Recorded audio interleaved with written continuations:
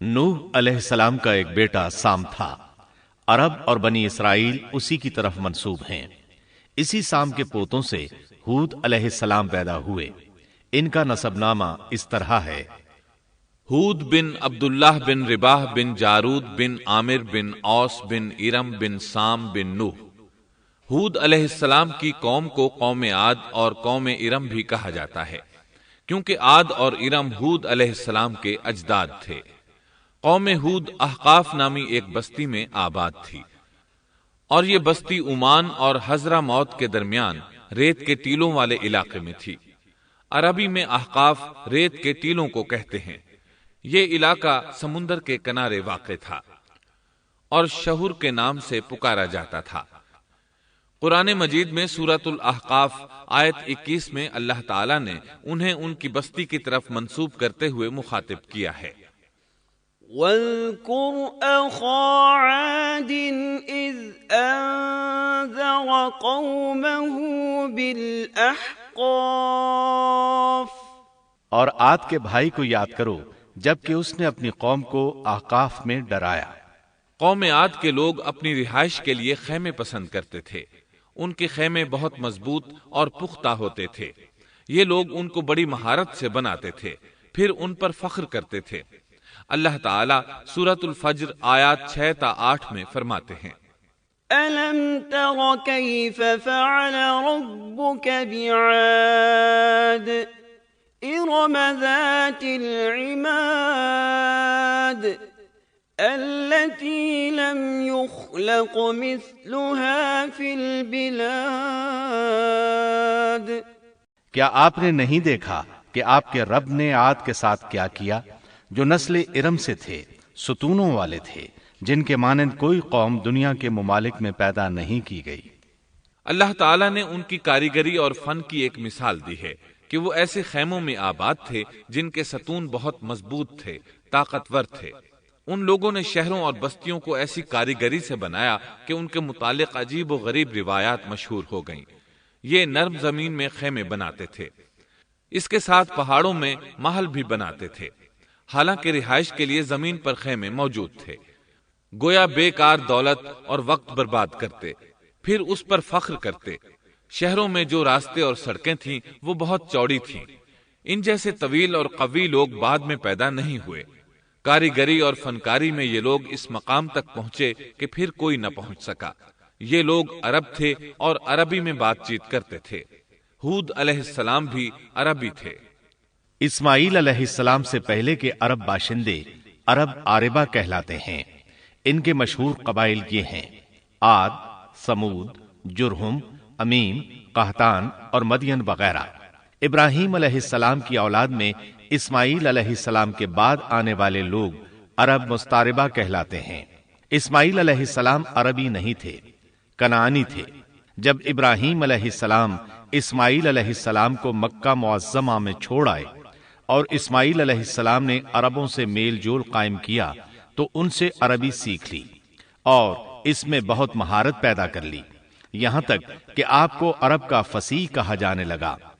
اہل عرب میں فصاحت و بلاغت آپ ہی سے آئی۔ رسول اللہ صلی اللہ علیہ وسلم بھی اسی انداز میں فصیح و بلیغ عربی میں بات کرتے تھے۔ طوفان نوح کے بعد جب دوبارہ لوگوں کو پیدا کیا گیا تو وہ ایک مرتبہ پھر ان بستیوں میں رہنے کے لیے چلے گئے جہاں نوح علیہ السلام رہا کرتے تھے۔ نوح علیہ السلام شام کے شمال اور ترکی کے جنوبی علاقوں میں رہا کرتے تھے۔ لوگ یہاں آباد ہو گئے، پھر یہاں سے کچھ لوگ فلسطین اور شام کی طرف ہجرت کر گئے اور کچھ لوگ جزیرے کی طرف ہجرت کر گئے، اور قوم عاد جزیرے کے جنوب میں آ کر آباد ہو گئی۔ اس وقت تمام لوگ توحید پر تھے۔ طوفان کے ساتھ جب زمین پامال ہو گئی تو اس پر سوائے نوح علیہ السلام کی اولاد کے اور کوئی زندہ نہ رہا۔ یہ لوگ توحید پرست تھے، لیکن وقت کے ساتھ ساتھ قوم عاد آباد ہوئی اور شیطان نے ان کے دلوں میں وسوسہ ڈالا۔ اس طرح وہ شیطان کی عبادت کرنے لگے۔ چنانچہ قوم نوح کے بعد سب سے پہلے جس قوم نے بت پرستی اختیار کی وہ قوم عاد تھی۔ اس قوم کو اللہ تعالیٰ نے بہت ڈیل ڈال دیا تھا، وہ بہت طاقتور قوم تھی۔ مفسرین بیان کرتے ہیں کہ ان کے جسم بہت مضبوط اور ٹھوس تھے، قد بہت لمبے تھے آدم علیہ السلام کا قد 60 ہاتھ تھا، اس قوم کا قد بھی قریباً اتنا ہی تھا۔ اس طرف سورۃ الاعراف آیت 69 میں اشارہ موجود ہے۔ اللہ تعالیٰ فرماتے ہیں وَاذْكُرُوا إِذْ جَعَلَكُمْ خُلَفَاءَ مِن بَعْدِ قَوْمِ نُوحٍ وَزَادَكُمْ فِي الْخَلْقِ بَسْطَةً فَاذْكُرُوا آلاءَ اللَّهِ لَعَلَّكُمْ تُفْلِحُونَ۔ اور تم وہ حالت یاد کرو جب اللہ نے تمہیں قوم نوح کے بعد جانشین بنایا اور ڈیل ڈول میں تمہیں زیادہ پھیلاؤ دیا، سو تم اللہ کی نعمتوں کو زیادہ یاد کرو تاکہ تم فلاح پا جاؤ۔ ہود علیہ السلام کی زبانی اللہ تعالیٰ ان کی فنکاری کو بیان کرتے ہوئے فرماتے ہیں کہ ہود علیہ السلام نے ان سے کہا، کیا تم ایک ایک ٹیلے پر بطور کھیل نشان لگا رہے ہو؟ مطلب یہ کہ یہ لوگ پہاڑوں کی چوٹیوں پر محل تعمیر کرتے تھے۔ جب ان سے کہا جاتا کہ تم رہتے تو زمین پر ہو اور گھر پہاڑوں پر بناتے ہو، اس کی کیا وجہ ہے؟ اور تم اتنے مضبوط محل تعمیر کر رہے ہو، گویا ہمیشہ یہیں رہو گے۔ وہ لوگ دراصل ٹیلوں، گھاٹیوں، دروں اور پہاڑوں پر عمارات تعمیر کرتے تھے، اور ان کا مقصد ان میں رہنا نہیں تھا، بلکہ صرف کھیل کود کے لیے ایسا کرتے تھے۔ ہود علیہ السلام نے انہیں جھنجھوڑا کہ تم ایسا کام کیوں کرتے ہو جس کا کوئی مقصد نہیں، جس کام کے فضول ہونے میں کوئی شک نہیں۔ ہود علیہ السلام انہیں واعظ کرتے تھے، اے میری قوم، اللہ نے تمہیں بڑی قوت سے نوازا ہے۔ تمہاری طاقت کا عالم یہ ہے کہ جب تم کسی پر ہاتھ ڈالتے ہو تو ظلم کرتے ہو، کوئی شخص تمہارے سامنے آنا گوارا نہیں کرتا، لہذا اللہ سے ڈرو اور میری پیروی کرو۔ اس سے ڈرو جس نے ان چیزوں سے تمہاری مدد کی۔ اللہ تعالیٰ نے اپنی ہر طرح کی نعمت، مال، اسباب، اولاد، باغات، شہر، قوت، جسامت اور صنعت کاری سے تمہیں نوازا ہے، لہٰذا تم اللہ سے ڈرو اور میری اطاعت کرو۔ لیکن ان کی قوم نے کوئی اثر نہ لیا، نہ ان پر ایمان لائی، الٹا لگی تکبر کرنے، اللہ کی حمد کی بجائے اس کی ناشکری کرنے لگی۔ اور تکبر کے بارے میں بات یہ ہے کہ جب سے ابلیس نے اس کو اختیار کیا، یہ اس وقت سے آزمائش بن چکا ہے۔ اللہ تعالیٰ سورہ حامیم السجدہ آیت 15 میں فرماتے ہیں، فَأَمَّا عَادٌ فَاسْتَكْبَرُوا فِي الْأَرْضِ بِغَيْرِ الْحَقِّ وَقَالُوا مَنْ أَشَدُّ مِنَّا قُوَّةً أَوَلَمْ يَرَوْا أَنَّ اللَّهَ الَّذِي خَلَقَهُمْ هُوَ أَشَدُّ مِنْهُمْ قُوَّةً۔ پس قوم عاد نے تو بے وجہ زمین میں سرکشی شروع کر دی اور کہنے لگے کہ ہم سے زوراور کون ہے؟ کیا انہیں یہ نظر نہ آیا کہ جس اللہ نے انہیں پیدا کیا ہے وہ ان سے بہت ہی زیادہ زوراور ہے؟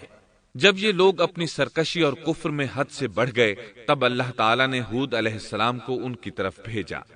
انہوں نے انہیں اللہ کی طرف بلایا اور کہا، اے میری قوم، اللہ کی عبادت کرو، اس کے سوا تمہارا کوئی معبود نہیں۔ کیا تم ڈرتے نہیں؟ قوم کے کافر سردار کہنے لگے، ہم تو دیکھتے ہیں کہ تو نری بے وقوفی میں ہے، ہمارے خیال میں تو جھوٹا ہے۔ اس پر ہود علیہ السلام نے فرمایا، میری قوم، میں بے وقوف نہیں، میں تو تمام جہانوں کے پروردگار کی طرف سے بھیجا گیا ہوں، تمہیں اپنے رب کے پیغامات پہنچا رہا ہوں، اور ہوں بھی تمہارا دلی خیر خواہ اور امانت دار۔ کیا تم اس بات سے تعجب کرتے ہو کہ تم میں سے ایک شخص کی معرفت، اللہ کا ذکر تم تک پہنچا کہ وہ تمہیں خبردار کر دے؟ تم اللہ کی اس نعمت کو یاد کرو کہ اس نے تمہیں قوم نوح کے بعد خلیفہ بنایا اور ڈیل ڈول میں تمہیں زیادہ پھیلاؤ دیا۔ تم اللہ کے احسانات کو یاد کرو تاکہ فلاح اور نجات پا جاؤ۔ ہود علیہ السلام نے اللہ کی عظیم نعمتوں کے ساتھ انہیں نصیحت کی، لیکن وہ بدبخت کفر ہی کرتے رہے۔ آخر انہیں جھنجھوڑنے کے لیے انہوں نے فرمایا، اے میری قوم، اللہ ہی کی عبادت کرو، اس کے سوا تمہارا کوئی معبود نہیں۔ تم تو صرف بہتان بازی کر رہے ہو، یعنی جن بتوں کی تم پوجا کر رہے ہو ان کی پوجا تم نے خود گھڑی ہے۔ اللہ تعالیٰ نے تو اس کے متعلق کوئی دلیل نازل نہیں فرمائی۔ میری قوم کے لوگوں، میں تم سے اس دعوت و تبلیغ کی کوئی اجرت نہیں مانگتا، میرا اجر اس کے ذمے ہے جس نے مجھے پیدا کیا ہے، تو کیا تم پھر بھی عقل سے کام نہیں لیتے؟ اے میری قوم کے لوگوں، اپنے رب سے گزشتہ گناہوں کی معافی طلب کرو، آئندہ گناہوں سے توبہ کرو، تاکہ وہ برسنے والے بادل تم پر بھیج دے اور تمہیں طاقت میں اور بڑھا دے، تاکہ تم گناہگار ہونے کے باوجود روگردانی نہ کرو۔ ہود علیہ السلام مسلسل انہیں دعوت دیتے رہے، لیکن وہ ظالم قوم نوح کی طرح ان کا مذاق اڑانے لگی اور کہنے لگی، ہمارے خیال میں تو بے وقوف ہے اور شاید تو ہمارے کسی معبود کے بڑے جھپٹے میں آ گیا ہے، تو ہمارے بتوں کو برا کہتا ہے، اس لیے ان میں سے کسی کی مار تم پر پڑی ہے، اسی لیے تو ذہنی مریض بن گیا ہے۔ وہ ظالم لوگ چونکہ آخرت پر ایمان نہیں رکھتے تھے اور دنیا میں خوشحالی کی زندگی بسر کر رہے تھے اور تھے بھی اپنی قوم کے سردار، اس لیے اپنے ماتحتوں سے کہنے لگے، یہ تو تم جیسا ہی انسان ہے، وہی کچھ کھاتا ہے جو تم کھاتے ہو اور پیتا بھی وہی کچھ ہے جو تم پیتے ہو۔ اب اگر تم نے اپنے جیسے انسان کی اطاعت قبول کر لی تو سخت خسارے میں رہو گے۔ کیا یہ تمہیں اس بات سے دھمکاتا ہے کہ جب تم مر کر خاک اور ہڈیاں بن جاؤ گے تو پھر زندہ کیے جاؤ گے؟ ہرگز نہیں، یہ بات امکان سے باہر ہے جس کا وعدہ تم سے کیا جاتا ہے۔ یہ زندگی تو صرف دنیا کی ہے، ہم مرتے جیتے رہتے ہیں، ہم پھر نہیں اٹھائے جائیں گے۔ یہ تو وہ شخص ہے جس نے اللہ پر جھوٹ باندھا ہے، ہم اس پر یقین کرنے والے نہیں۔ ہود علیہ السلام انہیں دعوت دیتے رہے، یہاں تک کہ ان کی قوم نے واضح طور پر کہہ دیا کہ آپ ہمیں واز سنائیں یا نہ سنائیں، ہم تو اپنی روش نہیں چھوڑیں گے، یہ تو پرانے لوگوں کا دین ہے۔ اس طرح قوم انہیں مسلسل جھٹلاتی ہی رہی۔ آخر ہود علیہ السلام نے بھی انہیں کھلم کھلا دھمکی دی اور فرمایا، لوگوں سنو، میں صرف تمہیں ہی نہیں اللہ کو بھی گواہ بنا کر اعلان کرتا ہوں کہ اللہ کے سوا جس کی عبادت ہو رہی ہے میں ان سب سے بری طرح بیزار ہوں۔ اب تم ہی نہیں اپنے ساتھ اوروں کو بھی بلا لو اور اپنے ان سب جھوٹے معبودوں کو بھی بلا لو، اور تم سے جو ہو سکے مجھے نقصان پہنچا دو، مجھے کوئی مہلت نہ دو، نہ مجھ پر ترس کھاؤ۔ یہ فرمانے کے بعد انہوں نے اللہ سے دعا کی، رب انصرنی بما کذبون، اے پروردگار ان کے جھٹلانے پر تو میری مدد فرما۔ اللہ کی طرف سے آپ کو جواب ملا، یہ تو بہت ہی جلد اپنے کیے پر پچھتانے لگیں گے۔ اللہ کے نبی کا انکار کرنے، اس سے بغض رکھنے اور اس کا مذاق اڑانے والوں کا انجام کیا ہوا؟ اللہ نے انہیں ایسے زناٹے کی آندھی سے تہس نہس کیا کہ جس کی تاریخ میں مثال نہیں ملتی۔ اللہ نے ان سے بارش روک لی، اس سے خشک سالی کی کیفیت پیدا ہو گئی، درخت اور پھل ختم ہو گئے، وہ لوگ بارش کی خواہش کرنے لگے۔ اسی حالت میں ایک دن اللہ نے انہیں عذاب دینے کا ارادہ فرمایا۔ انہوں نے دیکھا ایک سیاہ بادل ان کی طرف بڑھ رہا ہے، خوشی سے اچھلنے لگے، کہنے لگے یہ بادل ہم پر برسنے والا ہے، جبکہ ان کا خیال غلط تھا۔ دراصل ابر کی صورت میں یہ وہ قہر الہی تھا جس کے آنے کی وہ جلدی مچا رہے تھے۔ وہ عذاب ان کی بستیوں کی تمام چیزوں، پھلوں، خیموں، درختوں کو تہس نہس کرتا ہوا آیا۔ اسے اللہ کا یہی حکم تھا۔ آندھی اس قدر زبردست تھی کہ پہاڑوں پر ان کے تعمیر کردہ محلوں تک کو اڑا لے گئی۔ مجرموں کا یہی بدلہ ہے۔ اللہ تعالیٰ سورۃ الزاریات آیت 41 اور 42 میں فرماتے ہیں، وَفِي عَادٍ إِذْ أَرْسَلْنَا عَلَيْهِمُ الرِّيحَ الْعَقِيمَ مَا تَذَرُ مِن شَيْءٍ أَتَتْ عَلَيْهِ إِلَّا جَعَلَتْهُ كَالرَّمِيمِ۔ اسی طرح عادیوں میں بھی ہماری طرف سے تنبیہ ہے، جبکہ ہم نے ان پر خیر و برکت سے خالی آندھی بھیجی، وہ جس چیز پر گرتی تھی اسے بوسیدہ ہڈی کی طرح چورا چورا کر دیتی تھی۔ اس آندھی نے ہر چیز کو فنا کر کے رکھ دیا۔ اللہ تعالیٰ ان کی تباہی ایک جگہ ان الفاظ میں بیان کرتے ہیں، قوم عاد نے بھی جھٹلایا، پس کیسا ہوا میرا عذاب اور میری ڈرانے والی باتیں۔ ہم نے ان پر تیز و تند مسلسل چلنے والی ہوا ایک لگاتار منحوس دن میں بھیج دی، جو لوگوں کو اٹھا اٹھا کر دے پٹکتی تھی۔ گویا کہ وہ جڑ سے کٹے ہوئے کھجور کے تنے ہیں۔ پس کیسی رہی میری سزا اور میرا ڈرانا؟ یقیناً ہم نے قرآن کو نصیحت کے لیے آسان کر دیا ہے، پس کیا ہے کوئی نصیحت پکڑنے والا؟ ایک تیسرے مقام پر اللہ نے ان کی ذلت اور رسوائی کا ذکر یوں کیا ہے، قوم عاد بے حد تند اور تیز ہوا سے غارت کر دی گئی۔ وہ ہوا ان پر برابر لگاتار 7 رات اور 8 دن تک اللہ کے حکم سے چلتی رہی۔ آپ وہاں ہوتے تو دیکھتے کہ وہاں لوگ یوں چاروں شانوں چت گرے پڑے ہیں جیسے وہ کھجوروں کے کھوکھلے تنے ہوں۔ کیا ان میں سے کوئی بھی آپ کو باقی نظر آ رہا ہے؟ ہود علیہ السلام کو اللہ تعالیٰ نے اپنی رحمت سے نجات دی۔ باقی تمام جگہوں پر تباہی تھی، لیکن جس جگہ ہود علیہ السلام اور ان کے ساتھی تھے اس طرف یہ ہوا پھٹکی بھی نہیں۔ کہا جاتا ہے کہ ایک باڑ تھی جس میں ہود علیہ السلام، حیوانات، چوپائے اور ان پر ایمان لانے والے تھے، اور آندھی نے ہر چیز کو فنا کر ڈالا۔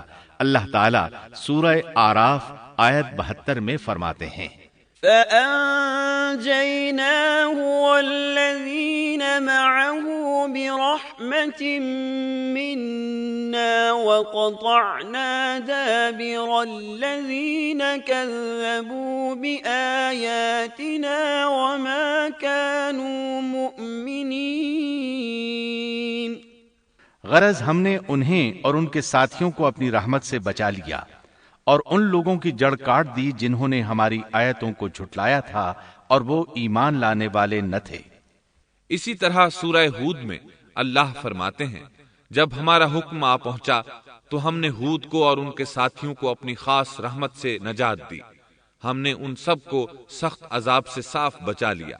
یہ تھے قوم عاد کے لوگ جنہوں نے اپنے رب کی آیتوں کا انکار کیا اور اس کے رسولوں کی نافرمانی کی، اور ہر ایک سرکش نافرمان کے حکم کو مانا۔ دنیا میں بھی ان پر لعنت لگا دی گئی اور قیامت کے دن بھی۔ دیکھ لو، قوم عاد نے اپنے رب سے کفر کیا، ہود کی قوم عاد پر لعنت ہو۔ اس طرح قوم عاد تباہ ہو گئی۔